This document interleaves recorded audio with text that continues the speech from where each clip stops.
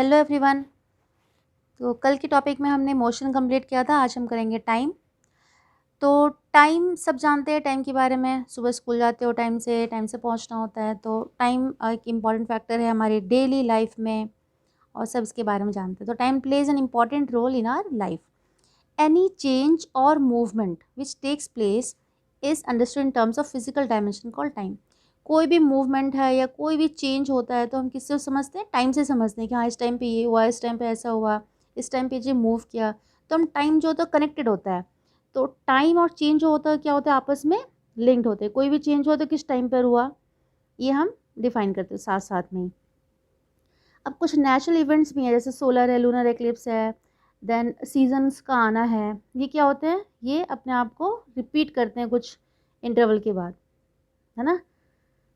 Solar lunar eclipse तो वो कभी कभी होता है, वंस इन अ वाइल कभी हुआ। लेकिन कुछ नेचुरल इवेंट्स हैं जो कि अपने आप को रिपीट करते हैं, जैसे सनराइज सनसेट है एंड सीजन है। तो ये सीजन्स जैसे हैं तो 1 ईयर में कुछ कुछ मंथ के बाद रिपीट करता है। सनराइज एंड सनसेट है वो हर 24 आवर्स में के आसपास में अपने आप को रिपीट करते हैं। तो इस तरीके से है। तो ऐसे जितने भी इवेंट्स जो अपने आप को रेगुलर इंटरवल के बाद रेगुलर इंटरवल ऑफ टाइम में क्या करते हैं? अपने आप को रिपीट करते हैं। एनी इवेंट, मतलब यहाँ पे तो नहीं क्या, नेचुरल इवेंट। तो कोई भी इवेंट जो अपने आप को एक रेगुलर इंटरवल के बाद रिपीट करते हैं, यानी कि कुछ समय के बाद अपने आप को रिपीट करता है, वैसे इवेंट्स को हम क्या कहते हैं? Periodic events. ठीक है। तो ये नेचर में जो होते हैं इवेंट्स, उसके बारे में यहाँ पे बताया हुआ है। Natural events repeat themselves. तो एंशिएंट टाइम में क्या होता था कि जो लोग थे उस टाइम में क्या करते, यूज सच नेचुरल इवेंट्स, इस तरह के नेचुरल इवेंट्स को जो कि रिपीट करते थे अपने आप को रेगुलर इंटरवल्स के बाद, रेगुलर इंटरवल्स ऑफ टाइम पे। सनराइज या सनसेट है 1 ईयर में। तो changes in the appearance of moon, हाँ, मून का अपीयरेंस भी जो चेंज होता है, 15 डेज में वो फुल मून होता है, देन 15 डेज में न्यू मून डे आते हैं। तो count and define the intervals of time. तो वो अपने टाइम ऐसे देखते थे कि हाँ, 15 दिन 15 डेज तक मून जो है वो छोटा हो रहा है, तो अभी 4th डे है या 5th डे है। हिंदी में कृष्ण पक्ष एंड शुक्ल पक्ष के बारे में सुना होगा, वो सुने हो तो ठीक है, नहीं तो कोई नहीं। 15 डेज में new moon and new moon day and full moon day जो है 15 डेज में रिपीट करते हैं। तो उसको एंशिएंट टाइम में जस्ट लाइक कैलेंडर वो यूज़ करते थे, ये वो सोच सकते हैं हम, बोल सकते हैं कि वो इसको कैलेंडर की तरह यूज़ करते थे। जो नेचुरल इवेंट्स है जो रिपीट, जो इंटरवल्स के बाद अपने आप को रिपीट करते थे। The time interval between one sunrise and the next was called a day. पता है सभी को? जैसे एक सूरज, सनराइज एंड द नेक्स्ट, एक सनराइज और फिर नेक्स्ट सनराइज से पहले के टाइम को क्या बोलते हैं? एक दिन हुआ। Similarly a month was measured from one new moon to the next. First new moon से सेकेंड न्यू मून तक 1 मंथ काउंट होता था। जैसे अभी तो हम कैलेंडर में देख लेते हैं, उस टाइम वो लोग मून देख करके ही पता करते थे क्या न्यू मून आया था, अभी तब फिर से न्यू मून आ गया, यानी कि 1 मंथ हो चुका है। A year was fixed at as the time taken by the earth to complete one revolution of the sun. और 1 ईयर कब होगा? जब अर्थ एक रेवोल्यूशन पूरे सन का एक रेवोल्यूशन पूरा कर लेगी, तो कितना हो जाएगा? 1 ईयर। ठीक है।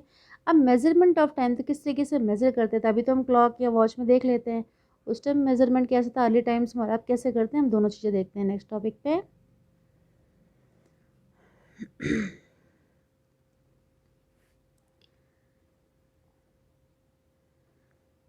measurement of time. The early scientists developed many devices to measure time intervals that are much smaller than a day. अब 1 डे फुल पूरा का पूरा और होना, तो हाँ पता है कि सनराइज है, देन नेक्स्ट सनराइज से पहले 1 डे होगा। लेकिन 1 डे को भी पार्ट्स में, छोटे छोटे इंटरवल्स में डिवाइड किया गया। तो जो स्टार्टिंग में साइंटिस्ट हुआ, उन्होंने क्या किया? Early scientist develop many devices to measure time intervals that are much smaller than a day. एक दिन से वो छोटा होता था। Device like sundial, the hourglass, water clock were use to measure time. ये सनडायल है, जंतर मंतर में देख सकते हैं। ये सैंडायल है, इसमें ऐसे सैंड होता था, नीचे की तरफ गिरता था, तो कुछ टाइम होता था, कितना टाइम जो है पीरियड वो कंप्लीट हो गया। नाउ अ डेज, अभी हम क्या यूज़ करते हैं? We depend on clock. अभी घड़ियाँ सबके घर पे लगे, वॉचेज है, हाथों में हम घड़ी पहनते हैं, और अब तो मोबाइल पे ही टाइम देख लेते हैं अगर हाथों में मोबाइल है तो। To measure intervals of time in seconds, minutes, hours.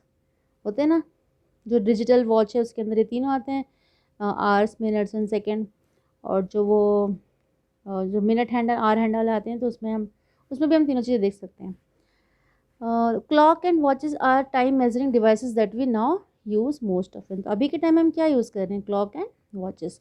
ये दोनों पहले के टाइम पे था, जो अर्ली साइंटिस्ट है ना, वो जो 24 आवर्स को भी स्मॉल इंटरवल्स में डिवाइड कर रखे थे। ठीक है, नेक्स्ट है, most of the clocks make use of some periodic motion and oscillating simple pendulum is an example of periodic motion.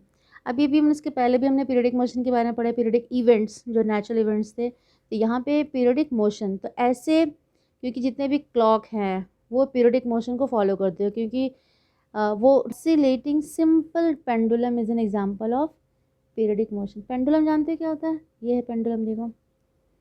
तो पेंडुलम के बारे में हम डिटेल में पढ़ते हैं, नेक्स्ट टॉपिक में पेंडुलम के बारे में डिटेल में पढ़ेंगे।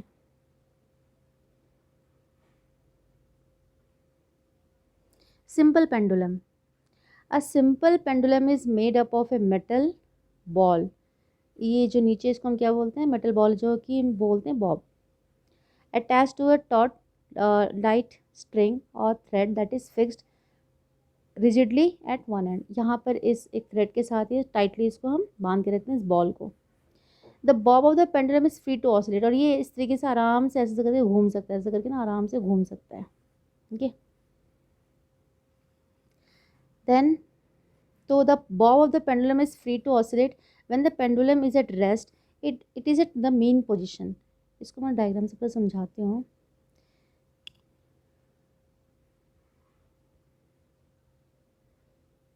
जब ये पेंडुलम यहाँ पर है तो इसको हम क्या बोलते हैं, मीन पोजीशन। ये जो पोजीशन क्या है वो मीन पोजीशन है। एंड ये दोनों यहाँ, ये पोजीशन और ये पोजीशन, दोनों के दोनों क्या है, एक्सट्रीम पोजीशंस हैं। ठीक है, when the pendulum is at rest it is in the mean position, यानी कि इक्विलिब्रियम पोजीशन। जब ये रेस्ट पे होता है तो मीन पोजीशन पे होता है। When the bob of the pendulum is slightly displaced from its mean position, the bob undergoes a regular to and fro motion. To and fro मतलब जैसे झूला झूलता है वैसे। तो जैसे भी इसको थोड़ा सा यहाँ से उठा कर रिलीज़ करेंगे तो इस तरीके से ये घूमना, ऐसे ऐसे करके घूमना चालू कर देगा, हिलना चालू कर देगा। तो one such complete to and fro motion is equivalent to one oscillation. अब समझते हैं वन ऑसिलेशन क्या है। ऑसिलेशन क्या है कि पेंडुलम जो है इसका ये मीन पोजीशन है, हमने पहले देखा ये मीन पोजीशन है, ये इनिशियल पोजीशन है। तो हम पेंडुलम को यहाँ ले जाके रिलीज़ करेंगे, तो ये इनिशियल पोजीशन है। इनिशियल पोजीशन से इसका मीन पोजीशन पे आना, फिर मीन से ये एक्सट्रीम पे जाना। ये जो पोजीशन है क्या है, ये एक्सट्रीम पोजीशन है। एंड ये वाला इनिशियल पोजीशन और ये मीन पोजीशन है। तो इसका इनिशियल यानी कि स्टार्टिंग पॉइंट, इनिशियल पे हमने यहाँ पे लाके छोड़ा इसको, तो ये मेन पोजीशन पे आएगा, फिर मीन से एक्सट्रीम एंड देन फिर एक्सट्रीम से मीन एंड देन मीन से फिर से इनिशियल। तो ये होता है वन ऑसिलेशन पूरा, यानी कि यहाँ से इसका यहाँ जाना फिर वापस यहाँ पे आना, तो ये हुआ वन ऑसिलेशन पूरा। तो जब लिखेंगे तो यहाँ पर है, इसको टू एंड फ्रो मोशन बोलते हैं, झूले की तरह मोशन होता है ये। तो one oscillation gets completed when the pendulum goes from one extreme position to its mean position to the other extreme position, again to the mean position, finally back to the initial and extreme position। Okay, and अब ये जो time लेता है, time period next topic में वो करते हैं।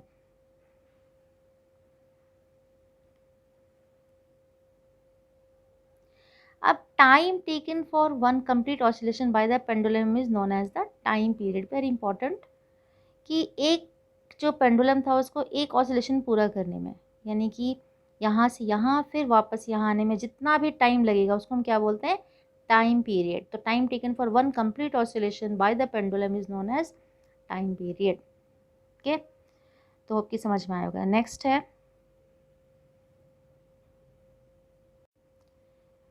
कि discovery of the oscillatory motion.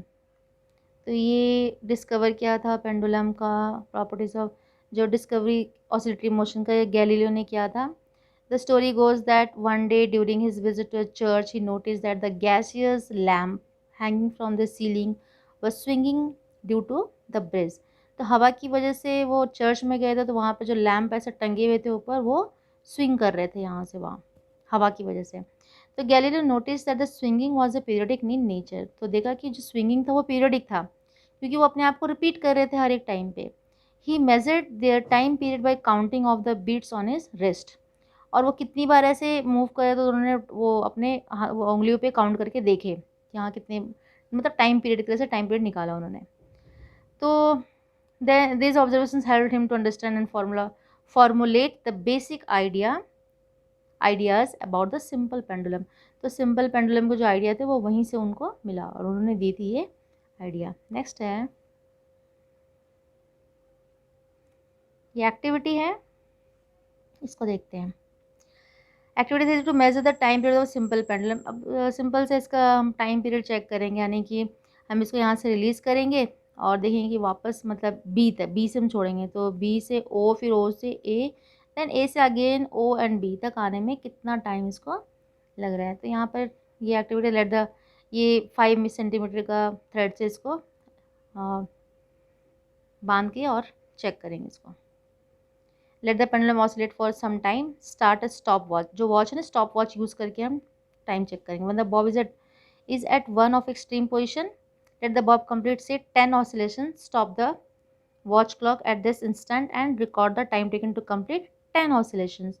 यहाँ पर एक का नहीं कर रहे हैं, यहाँ पर जैसे बी से एक बार ए से फिर बी पर वापस आया तो 1 ऑसिलेशन पूरा हुआ, फिर बी से फिर ए तक, फिर बी पर तो 2 ऑसिलेशन पूरा हुआ। ऐसे टोटल 10 ऑसिलेशंस तक स्टॉप वॉच स्टार्ट चल रहा था। तो 10 ऑसिलेशन के बाद हमने स्टॉप वॉच को बंद करेंगे और फिर हम चेक करेंगे कि टाइम पीरियड क्या है।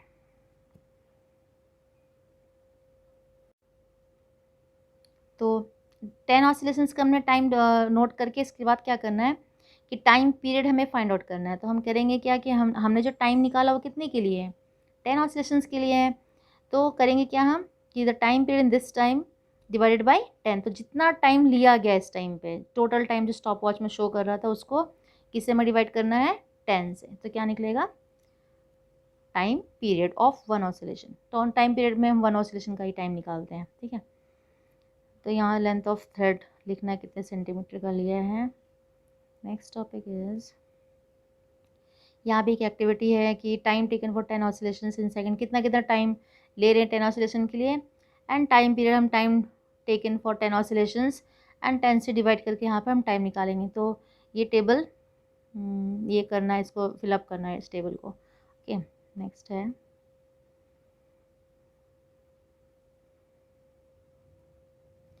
Is the time period nearly same in each case. क्या टाइम पीरियड हर एक केस में सेम आएगा। We will find that a slight change in initial displacement does not affect the time period of the pendulum. तो pendulum same है कि बार बार हम मतलब यहाँ से हम रिलीज़ कर रहे थे बॉल को, फिर ये वापस जाए ऐसे। तो हम चेक कर रहे थे कि हम जैसे थोड़ा सा ऊपर या नीचे बॉल को अगर रिलीज़ भी करते हैं तो हम क्या देखेंगे कि थोड़ा सा चेंज की वजह से कुछ टाइम पीरियड में कुछ खास फर्क नहीं आएगा। एंड सेकेंड है कि a pendulum of given length takes a definite time to complete 1 oscillation. और जो पेंडुलम है लगभग एक डेफिनेट टाइम ले रहा है एक ऑसिलेशन को पूरा करने में, ठीक है। नेक्स्ट है, it follows that if two pendulum of the same length are taken, they will take same time to complete 1 oscillation। बिल्कुल सिंपल सी बात है कि अगर हम 2 पेंडुलम ले रहे हैं और इनका लेंथ जो है ना, ये थ्रेड का लेंथ अगर सेम है तो उनका ऑसिलेशन का भी जो सेम टाइम लेंगे ऑसिलेशन को कंप्लीट करने में, दैट मीन्स कि टाइम पीरियड दोनों का ही सेम होगा। This observation led to the design of the pendulum clock. और इसी वजह से जो पेंडुलम क्लॉक बने, मतलब ये जो डिज़ाइन था इसकी हेल्प से पेंडुलम क्लॉक को बनाया गया। देखा होगा ना, ऐसे घड़ी के नीचे एक पेंडुलम सा होता है, ऐसा मूव करता रहता है, देखा होगा घड़ी एक बना होता है ना ऐसा, उसके नीचे एक पेंडुलम सा होता है तो मूव ऐसा करता रहता है और घड़ी होती है। A clock or a wristwatch runs continuously and can be used to know time. However, they cannot be used to measure accurately short time intervals, such as time taken by an athlete to run 100 meter. For such measurement, we need a watch that can be. The clock or a wristwatch runs continuously. ये topic हो गया। तो जो कोई running करते हैं 100 metre race की, तो हम क्या यूज़ करते हैं, स्टॉप वॉच यूज़ करते हैं, क्योंकि वहाँ पर बहुत ही फ्रैक्शन ऑफ सेकेंड्स का डिफरेंस होता है। अब दो अगर वहाँ पे एथलीट्स हैं तो वो बिल्कुल अगर तो एकदम आसपास जा रहे हैं तो एग्जैक्ट हमें टाइम का पता होना चाहिए, फ्रैक्शन ऑफ सेकंड, मतलब सेकंड्स के बाद भी मिली सेकेंड्स कि कौन किस पॉइंट पर 100 मीटर रेस को पूरा कर रहा है। तो उसके लिए हम क्या ज़रूरत होती है, स्टॉप वॉच, जो कि सेकेंड्स की भी फ्रैक्शन में चेंज करता है। Nowadays, we use digital and quartz crystal clocks having suitable circuits in them. These clocks are more precise than the pendulum clocks. अभी के टाइम में हम इस डिजिटल या फिर क्वार्ट्ज क्रिस्टल क्लॉक्स यूज़ करें। नॉर्मली जो अब तुम्हारे घर पे सॉरी जो घड़ियाँ हैं वही यूज़ करते हैं, जो पेंडुलम क्लॉक से ज़्यादा अच्छे से टाइम शो करते हैं। अब डू यू नो में है कि automobiles are fitted with device. ये हमने स्पीडोमीटर के बारे में पहले भी देखा था, मोशन चैप्टर में, जो स्पीड बताते हैं, गाड़ियों की स्पीड बताते हैं। तो यहाँ पे जस्ट है कि ओडोमीटर एंड स्पीडोमीटर। ओडोमीटर क्या बताता है कि कितना डिस्टेंस कवर किया गाड़ी ने, स्पीडोमीटर एट द इंस्टेंट बताता है कि क्या स्पीड है गाड़ी की। ठीक है, तो ओडोमीटर पहले ही तो क्या आता था कि उसमें मतलब वो नंबर्स लिखा आता था। अगर हम कहीं जर्नी के लिए जा रहे हैं और सपोज़ अगर उसमें ऐसे शो कर रहा है कुछ भी मैं लिख लेती हूँ, 13256 ऐसे करके शो कर रहा है, और जब जर्नी से वापस आ रहे हैं तो वो अब शो कर रहा है 132 एंड यहाँ पर 60 किलोमीटर्स है अगर। तो पहले ये रीडिंग थी ओडोमीटर की, टू लास्ट में 13256 है, अब कितना दिखा रहा है 60। तो कितना किलोमीटर डिस्टेंस कवर किया, हम इसको सब्ट्रैक्ट करेंगे तो 60 से ये सब्ट्रैक्ट हो तो 4 किलोमीटर्स डिस्टेंस, थोड़ा कम हो गया कोई नहीं, 4 किलोमीटर डिस्टेंस कवर है। तो ओडोमीटर क्या बताता है, डिस्टेंस कवर्ड, एंड स्पीडोमीटर क्या बताता है, एट द इंस्टेंस गाड़ी की स्पीड क्या है। ओके, नेक्स्ट है मेजरिंग स्पीड। अब यहाँ पर कुछ एग्जांपल्स हैं जो हम सॉल्व करेंगे। अभी अभी अभी जस्ट हमने ओडोमीटर के बारे में डिस्कस की। Odometer of A car reads 12,000 kilometre at the start of the trip.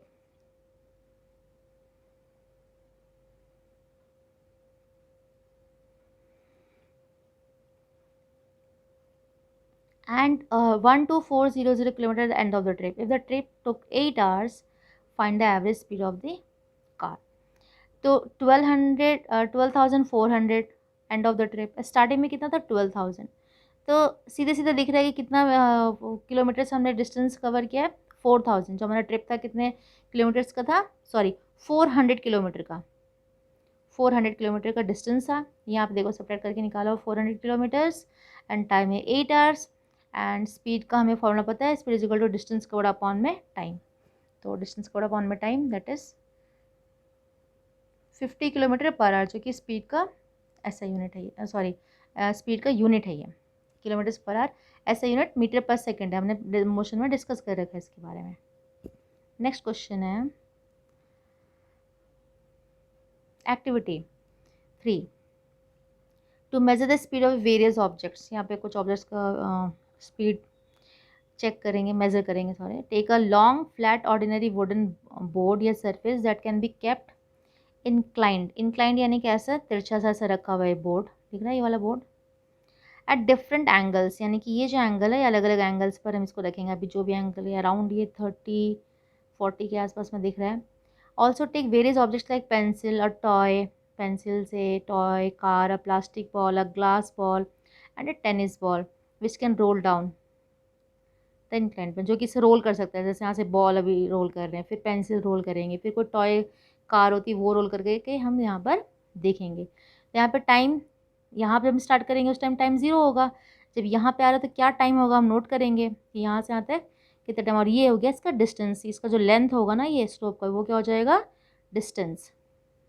तो डिस्टेंस और टाइम मिल जाए तो हम क्या कैलकुलेट कर सकते हैं, स्पीड। ओके, तो यहाँ पे फिर measure and record the distance cover, जो अभी मैंने बताया, and record the time taken, यानी कि पहले डिस्टेंस कितना कवर किया, then time taken, and then हमें क्या फाइंड आउट करना है, average speed of each object, हर एक का स्पीड निकालना। तो जस्ट ये एक्टिविटी कर सकते हैं, इसको घर पे ट्राई कर सकते हैं।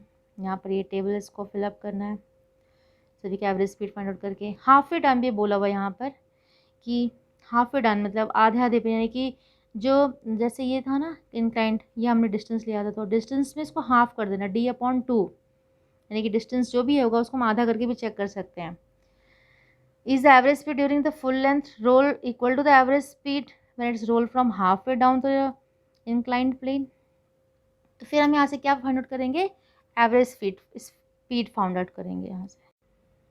तो स्पीड तो सेम होना चाहिए ना, तो d/2 हम डिस्टेंस चेंज करके और फिर टाइम देखेंगे यहाँ पर कितना है, टाइम के हिसाब से फिर क्या करेंगे चेक, यहाँ पे क्या स्पीड लग रहा है, फिर यहाँ पे तो क्या आने वाला है, वो सेम आने वाला है। ठीक है, स्पीड क्या होगा, सेम होगा। Note we can also use a flat narrow long straight horizontal track over which we can slide objects by giving them initial push. यहाँ पर एक कि हम फ्लैट भी कोई चीज़ यूज़ करें जिसमें कि हम थोड़ा सा पुश दे दें, जैसे बॉल है, बॉल को हल्का सा हम फोर्स दे देंगे तो वो ऐसा रोल करता हुआ आगे की तरफ बढ़ जाता है। तो उसको भी लेकर के यहाँ पे है कि हम ये एक्सपेरिमेंट कर सकते हैं। Some simple calculations once we know the speed of an object. तो हमने ये फॉर्मूला मैंने पहले ही बताया था या मोशन टॉपिक में, distance covered in a given time. तो वी हैव, तो ये फॉर्मूला है distance equal to speed into time, पर वहाँ पर हमने स्पीड का पढ़ा हुआ था, speed is equal to distance upon में टाइम, और फिर यहाँ से डिस्टेंस ये टाइम जो यहाँ पर आके मल्टीप्लाई होता है, distance equal to speed into time भी हो जाएगा। एंड देन टाइम अगर करना है तो टाइम इज इक्वल टू क्या होने वाला है, डिस्टेंस अपॉन में स्पीड। तो तीनों चीज़ें हैं। ठीक है, तो यहाँ जो क्वेश्चन है कि the Shatabdi express takes 6 hours, time given है, from New Delhi to Lucknow an average speed of 80 kilometre per hour. ये स्पीड एंड टाइम है, हमें क्या फाइंड आउट करना है, डिस्टेंस। तो सिंपल है, distance equal to speed into time होता है and 480 kilometre is the answer. Next है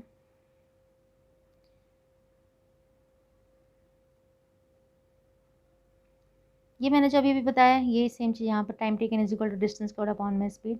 नेक्स्ट क्वेश्चन है टाइम के ऊपर कि the distance from Delhi to Chandigarh is this, ये डिस्टेंस गिवन है। अब bus travels at an average speed of this, ये स्पीड है, डिस्टेंस एंड स्पीड। अभी क्या फाइंड आउट करना है, टाइम। तो मैंने फॉर्मूला लिखा, टाइम इज इक्वल टू क्या होता है, डिस्टेंस अपॉन में स्पीड। तो ये डिस्टेंस स्पीड। ध्यान से एक बात रखना है कि इनका यूनिट सेम होना चाहिए। अगर डिस्टेंस किलोमीटर्स में है तो जो स्पीड है वो किलोमीटर पर आवर में होना चाहिए। ये नहीं है कि अब ये मीटर्स में हो तो ध्यान देने के, अगर ये मीटर्स में है तो उसको चेंज कर लेना किलोमीटर में। ओके, अभी तो ये दोनों सेम सेम है तो डायरेक्टली हमने कर लिया है। ग्राफ है नेक्स्ट टॉपिक।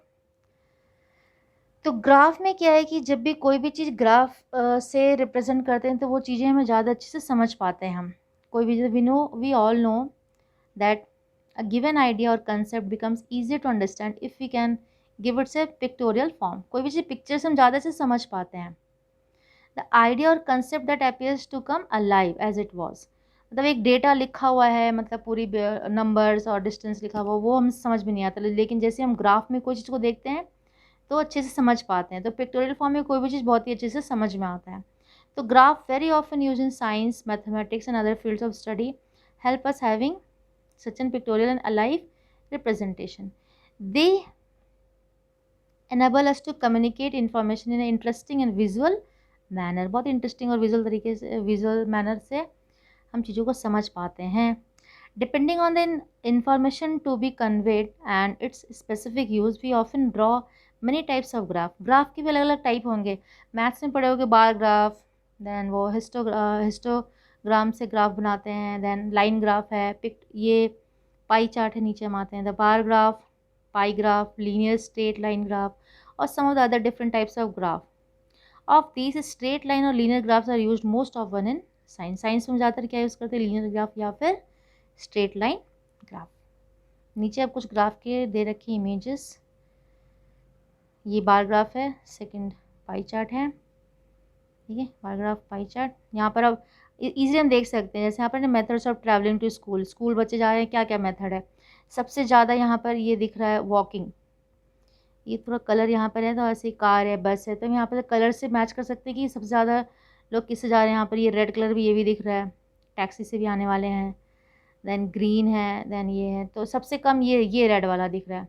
तो पता कर सकते हैं इससे ईजीली कि कौन सा कम है और कौन सा ज़्यादा है। Using graph to describe motion, distance time graph. तो यहाँ भी हम लीनियर ग्राफ ही यूज़ करते हैं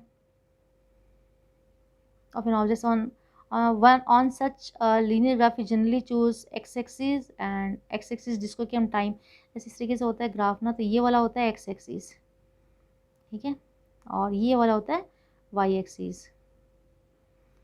तो independent variables and the Y axis at the distance axis, Y axis पर हम डिस्टेंस यहाँ पे शो करेंगे और एक्स पर क्या शो करेंगे, टाइम और ग्राफ ड्रॉ करेंगे। तो नेक्स्ट टॉपिक में ग्राफ पे समझाती हूँ। ये है ग्राफ, तो इस ग्राफ को एक पॉइंट समझाते हैं। इसका डिस्टेंस टाइम ग्राफ है। यहाँ पर टाइम दिख रहा होगा, टाइम इन आवर्स, ये घंटे पे 1 hour 2 hour 3 hour 4 hour 5 hour है। यहाँ पर ये डिस्टेंस कवर्ड है 5 किलोमीटर 10 किलोमीटर्स 15 है 20 है 25 है। तो पहली बात है कि मैं एप्रोप्रिएट स्केल देखते हैं, ये जो डिस्टेंस है ये सेम सेम होना चाहिए। ऐसे नहीं कि यहाँ पर पहले 1 लिखा, फिर यहाँ पर 5 लिख दो अचानक, फिर यहाँ पर 7 लिख दिया, वो नहीं होना चाहिए। ये क्या होना चाहिए, इक्वल। जैसे यहाँ पर है ना 1 का तो 1 किलोमीटर है, जैसे यहाँ पर सेम जो ये डिफरेंस क्या होना चाहिए, सेम होना चाहिए। 1 का डिफरेंस है, यहाँ पर डिफरेंस डिफरेंट नहीं होना चाहिए। जो डिफरेंस है वो डिफरेंट अलग अलग नहीं होना चाहिए। ऐसे यहाँ पर भी जो वाई एक्सिस में भी लिया हुआ है 5 किलोमीटर्स का डिफरेंस है, तो इन पे मार्क कर देंगे। And then next the mark the point of the graph according to the given set. अब जो गिवन सेट है उसके अकॉर्डिंग हम यहाँ पर पॉइंट ड्रॉ करते हैं। अब ग्राफ का मतलब क्या है, 0 पे 0 यानी कि 0 टाइम पे दोनों ऑब्जेक्ट और वो 0 रेस्ट पोजिशन पे है। जैसे ही फर्स्ट आवर 1 घंटे होने पर यहाँ से हम सीधे यहाँ जाएंगे और यहाँ पे कितना किलोमीटर आ रहे हैं, 1 पर 5, 2 आवर्स पर 10 किलोमीटर्स। इसको हम उल्टे पूछ सकते हैं कि जैसे कि 20 किलोमीटर्स कितने टाइम पर पूरा हुआ, तो 20 किलोमीटर्स 4 आवर्स में पूरा हुआ। ओके, तो ऐसे क्वेश्चन आ सकते हैं कि यहाँ पर जैसे कोई मिसिंग है और यहाँ पे मिस करेंगे, पूछेंगे कि हाँ 5 आवर्स में कितना डिस्टेंस कवर हो रहा है, तो 5 आवर्स में हम यहाँ पे सीधे जाएंगे, पहले इधर देन इधर, तो 25 किलोमीटर्स कंप्लीट हो रहा है डिस्टेंस कवर। ओके, और ज्वाइन करना सारे पॉइंट्स को। For an object having a uniform motion the distance time graph would be straight line. अगर अब जो यहाँ पे हमने ग्राफ देखा ये बिल्कुल स्ट्रेट लाइन में है ना, ये स्ट्रेट लाइन है, मतलब ये यूनिफॉर्म मोशन में है। अगर ये ऐसे होता मतलब रेस्ट पोजीशन पे होता, ऑब्जेक्ट रेस्ट पोजीशन पे होता है, ऐसे है तो ये यूनिफॉर्म मोशन है। और नॉन यूनिफॉर्म मोशन में तो ग्राफ किसी भी जा सकता है। ग्राफ अगर नॉन यूनिफॉर्म मोशन है तो ग्राफ हो सकता है ऐसे जाए या टेढ़ा जाए, तो ग्राफ किसी भी इसमें जा सकता है। नॉन यूनिफॉर्म को तो कुछ वो नहीं, पर ये अगर है तो ये बिल्कुल यूनिफॉर्म मोशन में है ग्राफ। कीवर्ड्स हमने सारे पढ़ लिए, फिर भी एक बार मैं इसको एक्सप्लेन कर देती हूँ थोड़ा सा। जैसे एवरेज स्पीड है, द एवरेज स्पीड बिल्कुल अच्छे से बताया मैंने कि टोटल डिस्टेंस कवर्ड अपॉन में total time taken. The average speed of an object equals to the total distance moved divided by total time taken. ये non uniform motion, an object moving along a straight path covers unequal distance in equal intervals of time, does not move along a straight path, its motion is called a non-uniform motion। तो starting में definition book के अंदर नहीं, पर यहाँ पे बहुत ही अच्छे से डेफिनेशन दे रखा है नॉन यूनिफॉर्म मोशन का। Periodic event, an event that repeats itself over regular intervals of time, मतलब कुछ इंटरवल ऑफ टाइम के बाद अपने आप को रिपीट कर रहा है, तो पीरियडिक इवेंट है। Then rectilinear motion, straight line motion is rectilinear motion simply. And then simple pendulum and speed. A simple pendulum consists of a point mass, यानी कि जो बॉल है attached to a massless string, string का ना के बराबर मास होता है, suspended from a rigid frictionless support, किसी एक सपोर्ट से वो अटैच होता है।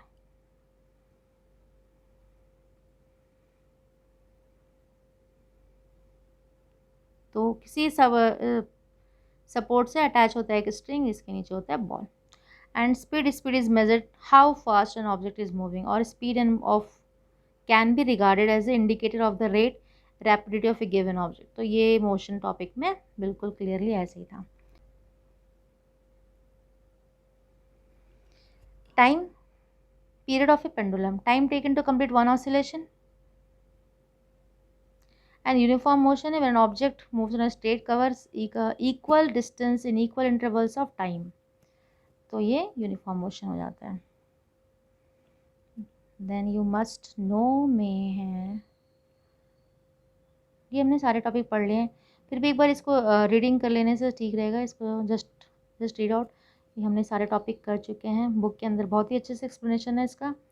और एक बार पूरी बुक को फिर से खुद से भी पढ़ोगे तो हम इजीली सारे क्वेश्चन आंसर बहुत अच्छे से कर पाएंगे। तो नेक्स्ट टॉपिक में हम इसके क्वेश्चन आंसर्स कवर करेंगे। टिल देन चैप्टर को अच्छे से करो, इसके अंदर के हर एक डेफिनेशन को अच्छे से लर्न करो, हर एक पर क्वेश्चन बनता है। ओके।